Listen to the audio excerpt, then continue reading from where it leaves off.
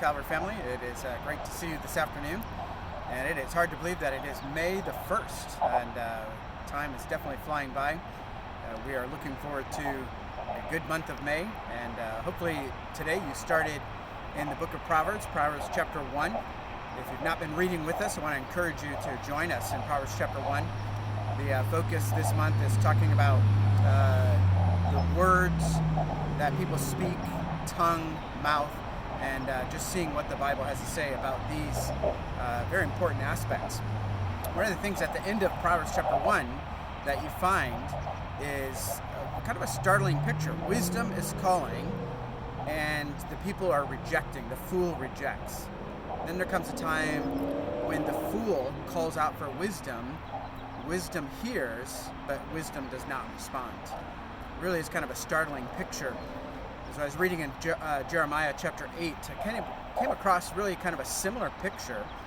There's a depiction about judgment upon the people of Israel, specifically Judah here in Jeremiah, and they have not responded to the Lord.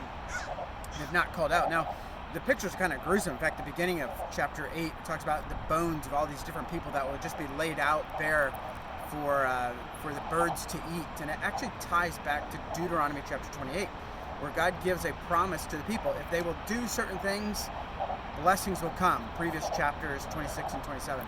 Chapter 28, God says, if you disobey and you pursue other gods, then there's going to come all these curses upon you. And in Jeremiah chapter 8, we actually find these curses becoming a reality.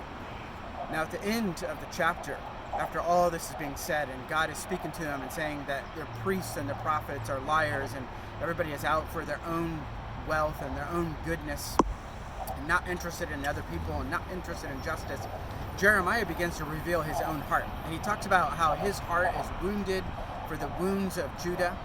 But he comes down and he asks this question, probably a question you're familiar with. Is there not a balm in Gilead? Now, the question is kind of unique because it almost seems as though God is not responding. But if you look at the context and you look at all that God has said and all that he has done from the time that they entered into the promised land and Israel's disobedience to this time now where they're going into judgment, we recognize that there truly is a balm in Gilead, and it's found in God himself.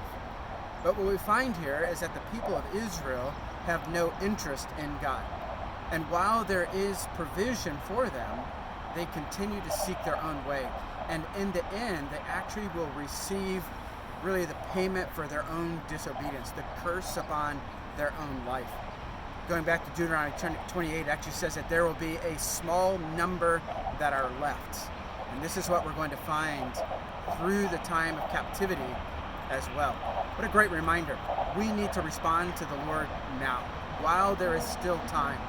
We need to turn in repentance to him now and not wait for another time. It is encouraging that God desires to give us grace and love and faithfulness, and we want to be faithful to him as well.